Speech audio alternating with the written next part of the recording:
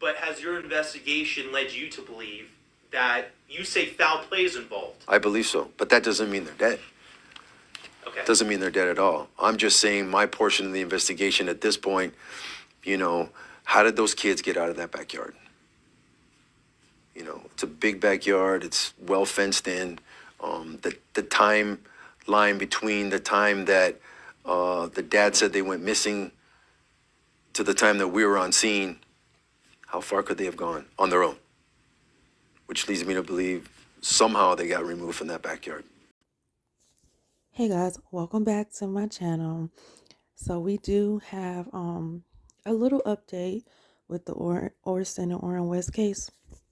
Now, I will go ahead and tell you we didn't learn anything new, but I just want to recap the interview that was done today by the chief. He did another interview, 30-minute interview. So I'll post a link in my description box to that full video. But let's just go ahead and talk about what was said in that interview. So let's get started. And also, if you hear some rattling in the background, I took notes, so that's my papers. But let's get started. So in the video, the interviewer, he asked the chief, when was the last time the kids were seen, and he was saying that the last time the adoptive parents did say they seen the kids was when they went missing out of the backyard on the 21st, which, by the way, yesterday was the 21st of January, so they have been missing for a whole month now. He said that the boys apparently went missing 15 to 20 minutes before Trezell called the police. So, you know the story where he said he was getting firewood, came in the house, then he went outside, and then, 15 minutes, within 15 minutes, the boys were gone, and then he said that he searched and called the police. The police actually had got there about 6 minutes later, so they went pretty fast, and it was about 5 something that evening. And so the police chief said that usually for children, they like to search in and then out. So they searched the home first. And the interviewer had asked, the next day at the home, which I guess would be on the 22nd, they had a search warrant. And so he was like, well, for them to have a search warrant, the judge will only order a search warrant if there's probable cause. So he was like, what's the probable cause for them to have a search warrant? And so the chief was just saying, like, usually when small kids go missing, they want to be sure that there's no foul play or the kids weren't in the home, so they wanted a search warrant to go search the home. He did say that there were items taken from the home.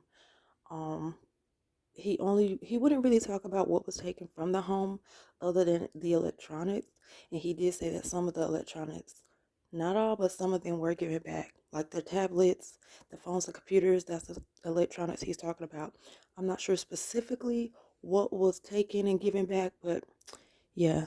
So they investigated their electronics and all that good stuff. Okay, so the next thing the interviewer had asked about was luminol. So he was saying, he asked, like, did the van or the vehicle, was that towed away? And the chief did confirm that the van was towed away. So he was asking, like, well, was luminol used on the vehicle? And the chief did say, yes, luminol was used on the vehicle. And he explained that luminol is used to detect blood, and stuff. And he said there was no signs of blood in or on the van or the vehicle. He said that they did have dogs in the home searching, and he said the dogs was in the home and they picked up the scent inside of the home, but when they went outside of the home, they didn't pick up a scent. So then they brought a cadaver dog to search the home. He said they only bring cadaver dogs in to find dead bodies, and he was like, there was no scent of a dead body. So basically they had no scent of a dead body in the home, and they had no scent of the children outside of the home, but I guess there was a scent of the kids in the home, or they used maybe like their clothes or something. He also said the FBI dug up the whole backyard, searching for the children or any evidence. He was also saying how in the backyard there was piles of dirt, and he said they wanted to search to be sure, like there was nothing, no kids, nothing, in that dirt. They wanted to be sure. Also, there was no sightings of the children, like by neighbors or anything. During this time of investigation, nobody has come forward to say, hey, I did see the children or see the children wandering. Nobody in the neighborhood has seen the children. So again, the last known, ID of those kids was the 21st. And so then he asked, well, who else besides the parents, I guess prior to the kids going missing, has seen the kids? So he did confirm that the grandmother in Bakersfield saw the kids before they went missing. But he's not disclosing of the dates because he said if he puts out dates, then people will start speculating and running with things. And he did talk about how so far in this case there has been a lot of speculation. So he didn't want to disclose of the date that the grandma last seen the children. The interviewer was saying, with police dogs and searches and stuff, and how the kids were last seen with the parents, basically the focus is on them. But he also started to ask, is there any people of interest in the police chief? Now, last time, remember when he asked that question, he asked either, is there any people of interest and is there any suspects? He said no. Well, in this interview, he said there are people of interest, but there are no suspects. So then when the interviewer asked him, like, well, who are the people of interest? He said he could not disclose of that. And then he said, well, can you tell me if it's a person of interest or is it actual people, like one, more than one? He said, I'm not going to disclose of that. And he also said there has been no arrest made or no one has also been detained. So I feel like the parents are the people of interest, but he's not going to tell us because it is an ongoing investigation and he just doesn't want to put out too much. He said so far that he know of the adoptive parents that came into the police station 3 times to be questioned. He also said that, they haven't interrogated them because the interviewer was asking, is it synonymous to say that questioning them and interrogating them, is it synonymous? But he was just like, not really. He's basically questioning them to get the information of the last time they were seen and basically the details of the disappearance, but not so much interrogating them, I guess, as if they had something to do with it. He also asked,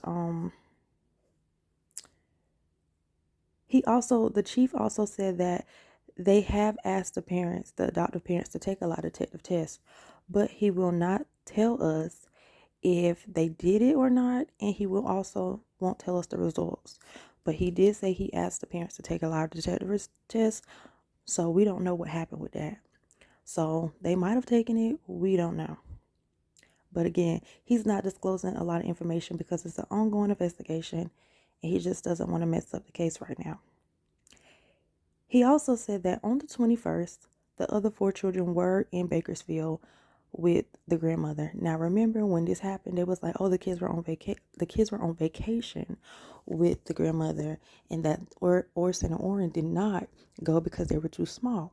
And so I'm thinking like, oh, they went out of town, and maybe the 2 younger kids would be too much to handle, so they stayed behind. But from what I gathered, the chief said that the kids were only in Bakersfield, not like out of town on vacation. You know what I'm saying? Like maybe they went to the beach or somewhere. No, they were just at their grandmother's house in Bakersfield. So then my thing is this, like, why couldn't they just go to the grandma's house?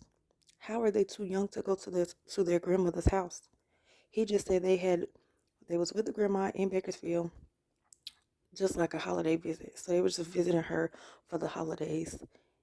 So I don't understand how they were too young to just go see her. I don't get that, but that's what he said. The other kids were in Bakersfield with the grandmother. I knew they were with the grandmother on vacation, but I didn't know that it was in Bakersfield. So I learned something new tonight. He also said that because Orson and Orrin did go missing, for the safety of the other kids, all 4 of them are in foster care. So it's 2 biological kids, 2 foster kids, and Orson and Orrin were adopted. But, since those children turned up missing, they are now in foster care. And he said DSS is not going to release those kids back into the care of the adoptive parents until it is certain that they know specifically what happened to Orson or Orrin, because it's not safe to have them around them if if they did something to the kids. And they're not with family, so they're in foster care. And I would assume if they were with family, that would be um I guess the adoptive parents will have access to the kids because that's their family also. So I guess to completely get them away from the family and the parents and the access of the parents, they put them in foster care. So we don't know when they'll be coming back either. The interviewer asked, with the other four children, were there any signs of abuse or neglect? The chief did not want to answer that question, so we don't know. Um, he said there is hours of surveillance that is being reviewed and that he is being informed of it daily. Um, my thing is this, because in the interview he was saying how he doesn't believe the kids walked out of the home.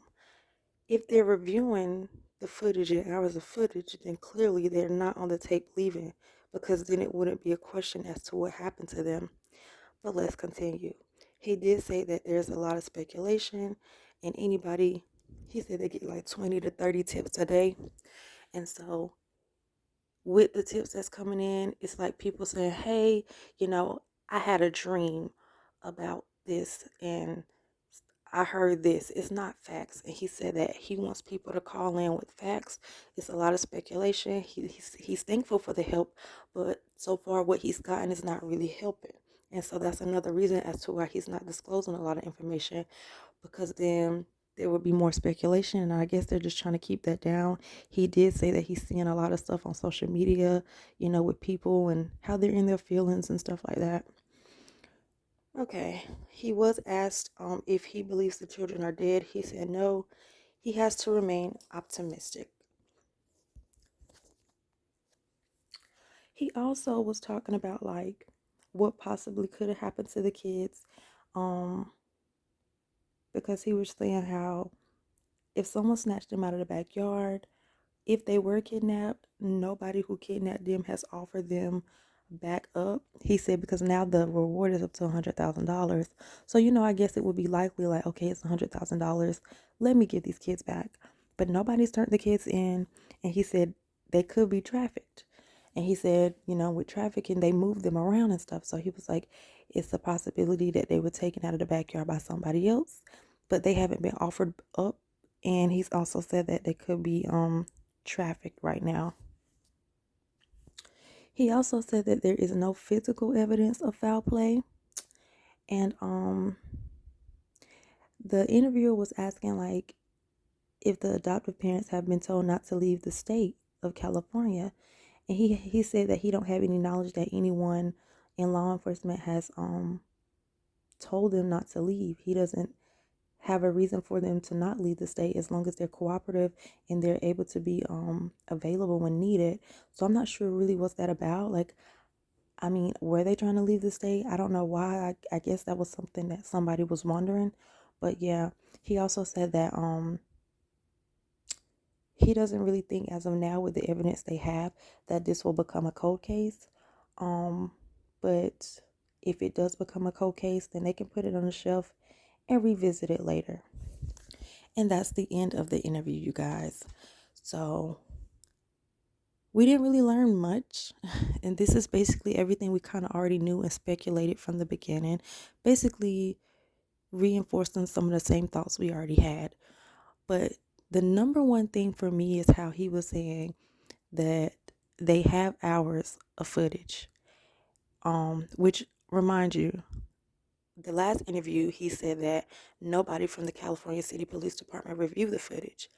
Now he say they have footage, or maybe somebody else, because he did speak of other agencies that's working with him. But he said that he is being briefed every day on the footage, and he said they have hours of the surveillance from the neighbor. So my thing is this: if they have hours of the surveillance up until the time they went missing, apparently, and having Trezell being searching and the police on the camera, there should be no question as to what happened to the kids if they really went missing out of the yard. But that's the thing. They didn't go missing out of the yard because they would have seen that on camera. If you have hours of footage, even up to the time the police got there, then that would have been showed. So then at that point, the police can say, "Oh, we have them here walking out of the yard." But even with the footage, they don't have the kids walking out of the yard. They don't know if the kids have been kidnapped. So that's why I'm like, well, where are they? It makes no sense. Somebody by now would have said that they have footage of the kids walking out of the yard, and I honestly feel like that would have been a clip at least taken and put on the news. But it hasn't been. So I know the story that the adoptive parents have given us is complete bull. Okay? It's complete bull that you had two children that was only at their grandmother's house in Bakersville. It was a holiday visit to go see her. Why can't the two kids just go be in the house? How are they too young to go see their grandmother? It ain't like they're gonna be doing anything. They're at the home. So that's how I know the story is complete bull because he was saying they're on vacation. Whatever. Okay. He was not confirming any footage as far as kids being seen and stuff. 4 kids. He wasn't saying anything about that. But the thing is, if they have hours of footage and they've reviewed it, then they would know whether or not those kids went missing because that would have been something they seen. But apparently it was not seen because he's still questioning what happened to them. He doesn't believe they walked out. He believes that somebody removed them, like maybe somebody took them or maybe somebody did something to them. But the story, he doesn't even believe the story. And clearly the story doesn't match what surveillance has because surveillance would have told it. So this to me confirms even more the story is complete bull because they would have seen those kids walk out of that yard and clearly they didn't. But a month later nobody literally has no evidence. The van didn't show anything. There was no foul play evidence. He does suspect foul play. He does suspect that the kids didn't walk out, but there is no evidence to back that. So, it's basically where, like I said last time, where it's always been. Nothing. There's nothing at all. Um, and it's sad because it's like, where are they? I don't know. Maybe, I don't know. I feel like he knows, and he was even saying, like, a lot of people are saying, like, oh, y'all not doing this, y'all not doing that. And I understand, like, they're working and they're not putting everything on social media. And so what we don't see, we think they're not doing, but they are doing it. But I really want to know, like, when they drop the kids off, and then what happened to Orson and Orrin between that time. Because, like, they clearly weren't at the house that night when they went missing. So they went missing another time. But that's the thing. I don't think they know that. I don't think the police have that information, or at least they didn't say they did. So tell me what you guys think. I know this is kind of long, but again, I wanted to kind of recap the video, which is 30 minutes itself. But again, I'll post a link directly to that video. Share your thoughts with me because at this point, I kind of feel like it may be on a cold case just because like they don't have any evidence. He said they took some evidence out of the home, but it wasn't really anything. And he took the electronics, but half of that stuff was already given back. They don't have any scent of the children, not a dead body scent, not a scent outside of the home.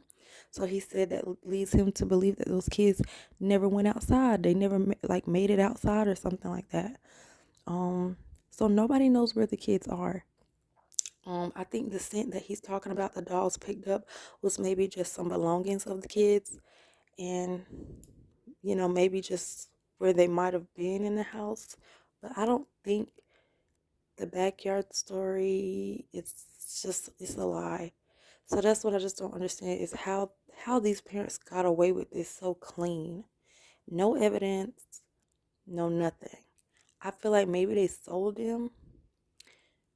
clearly they couldn't have been killed inside of the van because like he used luminol, so that would have been detected. So they either had to go somewhere and do something to those kids at that scene and leave, or give those kids to someone else. But if the scent wasn't even tracked outside the home, they couldn't have walked outside that backyard.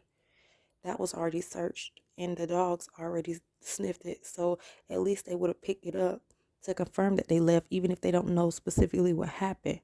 But they weren't picked up. So I don't believe that they were there during that time. I don't know when the last time they were there, but that night I don't believe they were there. So, I mean, it's just a waiting game before we know what really happened. He said that the adoptive parents are being cooperative, and that's pretty much it. And he said that it won't be a cold case unless they find them. And right now they're not really finding much. So, yeah, just wanted to give you guys that update. There's not really much going on with this case as far as knowing anything other than the initial story. Literally nothing. They vanished. And that story is complete bull, so we don't even really know the truth. So I don't know who and how they did this, but they're getting away. Regardless, even let's say like they're innocent, even if the parents didn't do anything, it's been a month. So clearly somebody somewhere on this earth knows what happened. And they're playing games, not coming forward. Somebody has those kids. Their bodies haven't been found. I feel like they gave those kids away or they did something to the kids somewhere else. And that's where they are. All the evidence is there. Nowhere near the home. I don't understand how they got away with this and how it's been a whole month and no sign between Bakersfield, between California City, no sign of those boys. Not on camera, not a physical sighting. They said other family members and stuff seen the boys prior to them going missing, but again, they did not want to talk about the dates. So that's all we have. Basically the same thing, nothing. But thank you guys so much for watching. I'll let you guys know what's up if there's a new update. You guys have a good night.